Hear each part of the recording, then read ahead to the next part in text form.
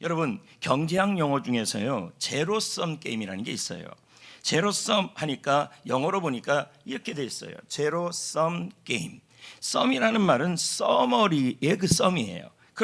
결국은 뭐냐면 경제의 모든 것을 총계를 내보니까 지금 현재 경제 상황이 뭐냐면 합계가 총합이 제로라는 얘기예요. 또 마이너스 썸 게임이라는 말도 있는데 모든 것을 다 모아서 결과를 내봤더니 총액이 마이너스라는 의미가 되는 겁니다. 여러분, 인생에 여러분들은 어떤 분들은 10년, 20년, 30년, 40년, 50년, 60년, 70년, 80년, 90년 아주 100은 없으니까요. 이 자신의 인생을 50년을 살아와서 총계를 한번 내봤어요. 그랬더니 뭐냐면 이뤄놓은 게 없어요. 제로.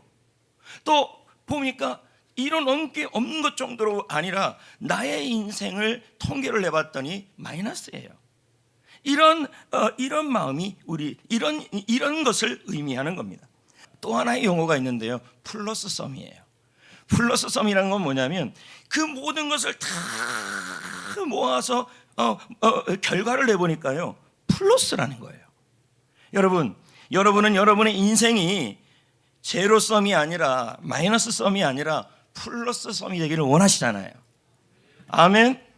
그럼요, 원한다는 겁니다.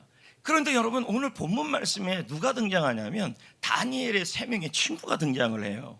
그 세 친구의 이름이 사드락, 메삭, 아벳니고예요. 이 세 친구는 원래는 이스라엘 유다 땅에 있었던 사람들인데, 청년들인데 너무 잘 크게 보이니까 이 사람들을 데려가 버렸어요. 바벨론 땅으로.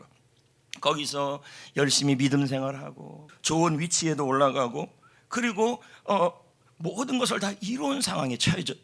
그러니까 지금 자신들의 인생을 보면 그렇게 열심히 살았으니까 총합이 플러스 썸 게임이 되어야 되는데, 지금 오늘 말씀 3장의 말씀을 보니까요, 이 세 친구의 신앙이 제로, 그리고 인생도 제로, 일도 제로, 제로를 넘어서 마이너스, 모든 결과가 자신의 인생의 결과가 다 비어지는 마이너스 상태에 처해지게 됐어요. 그 모습이 우리의 모습과도 유사하다는 거죠. 자, 무슨 일이 일어났는지 보자고요. 5절 6절이에요. 읽어봅시다. 시작.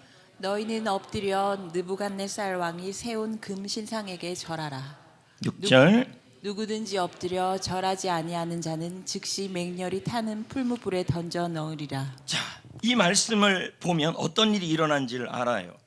신앙을 지키고 하나님만을 섬기면 너희들 불 속에 던져버리겠다. 마이너스가 아니라 그냥 확 끝나는 거예요.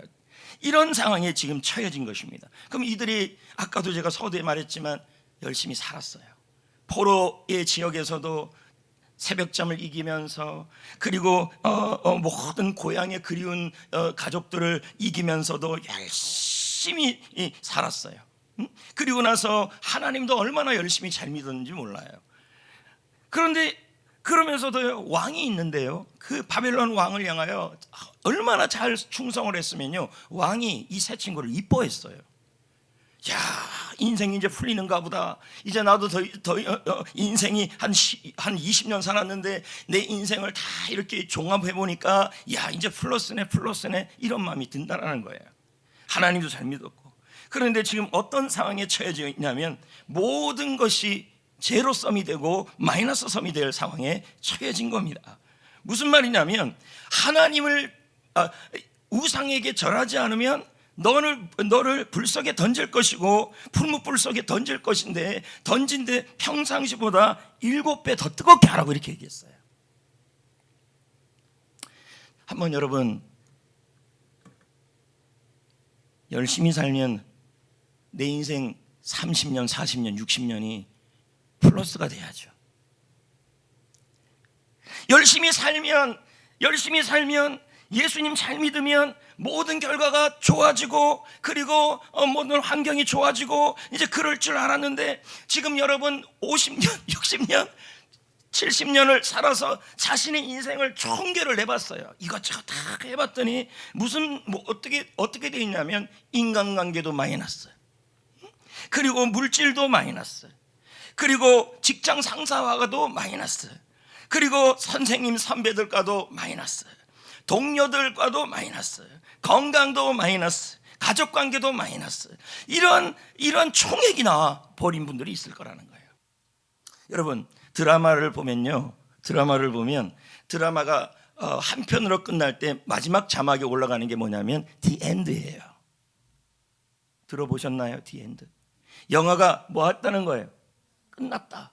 그러면 여기다가 왜 D라고 부릅니까? 모음 앞에는 D라고 합니다. 더 아닙니다. D입니다. The End. 그러면 다음 스토리가 있다는 거예요? 없다는 거예요? 없다는 거죠. 근데 우리가 그런 마음이 지금 드는 거예요. 내 인생에 병이 걸리고 내 자녀의 가정이 평안치가 않고, 물론 플러스일 수도 있죠. 그런데 깊이 들어오면 다 결혼도 하고, 그리고 일상생활도 하고, 취업도 하고, 나도 열심히 살고 했는데 총액을 내봤더니 지금 The End예요. 끝난 것처럼 보인다는 거죠. 마이너스라는 거죠. 그런데 성도 여러분, 이 세 친구의 삶도 The End로 끝나는 것처럼 보였어요. 열심히 신앙생활하고 그 어려운 상황에서도 왕에게 인정받을 정도로 그렇게 열심히 살았는데, 지금 상황이 뭐냐면 마이너스 썸이고, 그리고 7배나 또 마이너스가 돼버린 거죠. 근데 여러분, 우리 하나님은요, The End로 자막을 끝내는 분이 아니십니다. To be continued. 다음 편에 계속됩니다. 이야기는 계속됩니다. 미니 시리즈들 있잖아요. 그러면 뭡니까? 이 편은 뭘까? 너무 궁금해. 아닙니까? 그래서 뭘 찾아봅니까? 예고편. 이거 끝났는데도 예고편 나올 때까지 기다리고 있는 거죠. 어떻게 될까? 여러분, 새 친구의 이야기가 마치 그의 플러스 마이너스 썸, 그리고 제로 썸처럼 자신의 인생의 총계를 나눴더니 그렇게 잘 살고 열심히 살았음에도 불구하고 지금 그들의 인생은 마이너스, 모든 총계가 마이너스예요. 건강 마이너스, 그리고 나의 위치가 마이너스, 명예가 마이너스, 가족의 삶도 마이너스, 그런 상태에 처해졌어요. 마치 The End가 될 것 같아요. 그런데 이 세 친구의 얘기는 끝나지 않았었습니다. 그리고 나의 이야기도 끝나지 않았습니다.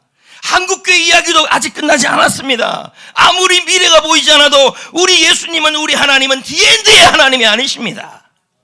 아멘. 다음 편에 계속되게 하시는 분이십니다. To be continued. 그 다음에 이야기가 계속될 거라는 것입니다. 그러므로 여러분, 여기 한번 보십시오. 여러분의 인생이 마이너스 썸인 상황에서, 제로 썸의 상황에서 The End가 될 것처럼 보인다 할지라도 우리 하나님은 다음 편으로 인도하시는 To be continued의 하나님이십니다. 그러기 위해서 중간에 뭐가 필요하냐면 접속사가 필요합니다. 여러분, 이 end라는 그럼 여러분, 접속사 앞에는 더가 안 붙어요. 이 end예요. 근데 이때 필요한 게 뭐냐면 이 나의 끝날 것 같은 이야기와 그 다음의 스토리를 연결하는 end가 필요해요. 이건 접속사예요. 접속사는요, 정관사가 안 붙어요. end. 그리고 나의 삶은 지금 마이너스다. 건강도 마이너스. 내가 70년을 살아왔는데 왜 내 인생은 이렇게 마이너스인가? 직장생활도 마이너스다. 가족관계도 마이너스다. 공부도 마이너스다. 이래서 The End가 될 것 같다고 그러는데요, 주님은 뭐라 그러냐? 그리고 그 다음 이렇게 가신다는 얘기예요. 이대로가 아니라는 얘기죠. 여러분, 이 이야기에 연결시키는 end의 접속사가 있는데, 그것이 뭐냐면 접속사가 end인데요, 그것이 그 이야기의 접속사 end가 우리는 뭐라고 표현합니까? 여기서는 뭐라고 표현하냐면 절대 믿음이에요. 절대 믿음. 이 이야기가 내 인생이 병으로, 내 인생이 인간관계로, 사실 이 세 친구들요 친구들한테 굉장히 많이 질투를 당했어요. 그래서 계속 사람도 마이너스, 그리고 가족도 떨어져 있으니까 마이너스. 그 마이너스에서 끝나는 것이 아니라, 그 마이너스로 해서 The End로 올리는 것이 아니라 그 다음 편에 계속되기 위해서 중간에 필요한 것이 필요한데, 그게 뭐냐면 절대 믿음이다. 절대 믿음이 있으면 이야기는 거기서 안 끝난다는 얘기예요. 아멘. 아멘. 절대 믿음이 있으면 내 이야기는 제로섬이 아니라, 내 이야기는 마이너스 썸이 아니라 결국은 모든 것이 합하여 플러스 총합이 된다는 얘기예요. 아멘. 예. 그럼 여러분, 왜 이렇게 절대 믿음이 중요하냐면요, 절대 믿음을 가질 때 마이너스 상태의 여러분의 삶에 주님이 오십니다. 그래서 절대 믿음이에요. 사실 여러분, 이 다니엘의 세 친구 사드락과 메삭과 아벤, 오늘 말씀 좀 중요합니다. 왜 그렇습니까? 저도 제 인생을 돌이키면서 나는 마이너스일까 플러스일까를 계속 생각을 해봤다는 거예요. 총액. 근데 이대로 간다면 좀 더 나아지지 않을 것 같아. 희망도 있고 소망도 있지만 뭔가 확실하게 보이지 않는 그런 모습들이 있다는 거예요. 잘하면 디엔드가 되는 게 아닌가. 근데 이 세 친구의 삶이 그랬다는 거예요. 그런데 하나님이 디엔드로, 다니엘서 3장의 내용이 디엔드로 끝나지 않고 연결. 근데 그 연결시키는 게 바로 오늘 읽은 17, 18절의 절대 믿음이에요. 잠깐 볼까요? 어느 정도로 믿었는지요? 왕이여, 시작. 왕이여, 우리가 섬기는 하나님이 계시다면 우리를 맹렬히 타는 풀무불 가운데서도 능히 건져내시겠고 왕의 손에서도 무슨 건져내시리다. 믿음입니까? 내가 지금 마이너스 상태가 되어서 불 속에 던져진다 할지라도 하나님이 나를 건져줄 것을 믿음으로 나아갑니다. 이거예요. 근데 이것보다 더 중요한 게 18절이에요. 자, 그렇게 하지 아니하실지라도, 내가 풀무불 속에 들어가서 마이너스 상태에 있으면데 주님이 오셔서 나를 건져내지 아니할지라도 나는 하나님을 배신하지 않겠습니다. 이거예요. 하나님을 배신하지 않고, 하나님이 언제나 풀무불 속에서도, 내가 마이너스 상태에서도 하나님이 언제나 좋은 것을 주시는 분이심을 나는 믿습니다. 이게 절대 믿음이에요. 여러분, 이 상황을 정확하게 겪은 사람이 성경에 한 명 있어요. 누구냐면 아브라함이에요. 여러분, 하나님이 아브라함에게 누구를 100세나 되는 나이에 누구를 줬냐면, 여러분, 손자 같은 아들을 줬어요. 얼마나 기뻤겠습니까? 그러면서 하나님이 말합니다. 이 아이는 약속의 자녀다. 이 아이를 통해서 천하 만민이 돌아올 것이다. 이 아이가 있어야 믿음의 가문이 세워진다 하면서 주신 거예요. 플러스. 아브라함의 인생 100년의 총액을 냈더니 플러스가 된 거예요. 그런데 어느 날 하나님이 이해도 안 되는 테스트를 하기 시작하는 거예요. 네 아들을 바쳐라. 여러분, 이때 이걸 순종하는 게 절대 믿음이거든요. 네 아들을 바쳐라. 왜냐하면 이 상황에서 하나님이 그 자식을 원하는 게 아니라 뭐냐면, 하나님이 이 아브라함이 얼마나 하나님을 사랑하는지를 보기를 원했던 거였어요. 근데 아브라함이 어떻게 합니까? 바칩니까? 안 바칩니까? 바치잖아요. 아마 이런 마음이 있을 것입니다. 절대 믿음이니까요. 하나님, 이 아이가 죽음의 자리에 가서 하나님이 건져줄 줄 믿습니다. 설령 이 아이가 건져지지 않고 죽음을 가운데 간다 할지라도 나는 하나님이 언제나 오르심을 믿습니다. 하나님은 언제나 좋으신 분이심을 믿습니다. 설령 이 아이가 죽어도 걱정하지 않습니다. 이 아이가 다시 살아나 부활하여 나에게 돌아올 줄 믿습니다. 왜요? 이 아이가 없으면 안 돼요. 근데 여러분, 이 모습이요, 히브리서에 나와요. 아브라함의 이 절대 믿음이 히브리서에 나와요. 제가 말한 일반적 믿음을 얘기하는 게 아니라 절대 믿음이에요. 어떠한 상황에서도 하나님은 옳다는 거예요. 망해도 이 상황이 플러스가 아니라 내가 왜 이 병에 걸렸냐, 내가 왜 이런 상황에 처해졌냐, 나는 왜 이렇게 마이너스냐, 이런 상황에서도 여러분 어떻게 되냐면 하나님이 건질 줄 믿습니다. 설령 하나님이 안 건진다 할지라도 나는 하나님을 배신하지 않습니다. 반드시 이 일이 나에게 절대적으로 유익이 될 거고 플러스 썸이 될 줄 나는 믿습니다. 여러분, 이게 아브라함에게 나타나요. 히브리서 11장 17절 읽어볼까요? 믿음으로 드렸어요. 시작. 아브라함은 시험을 받을 때 믿음으로 이삭을 드렸으니 그는 약속들을 받은 자로 돼 그 외아들을 드렸느니라. 어떤 믿음일까요? 그냥 믿음이 아니에요. 지금 보십시오. 19절.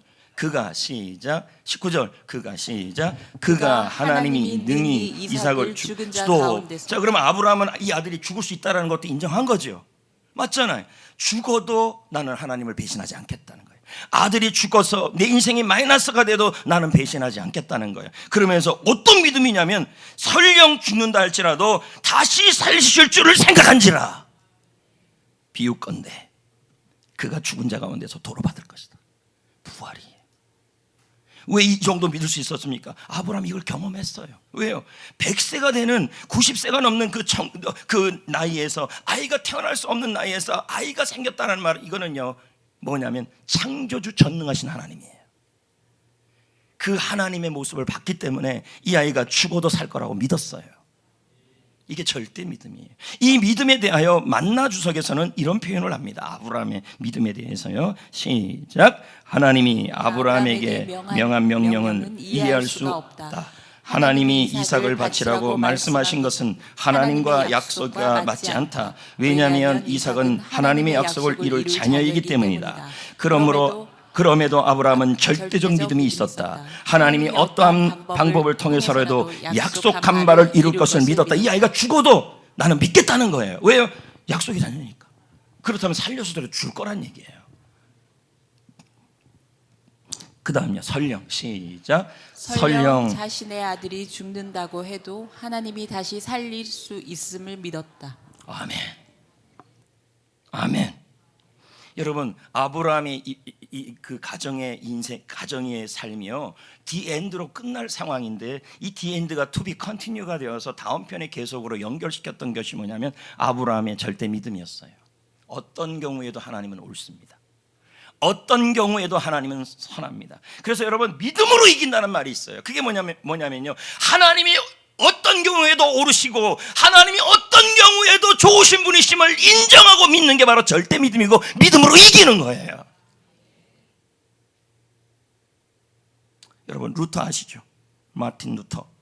이분은요 기독교의 바른 믿음을 세우려고 했어요.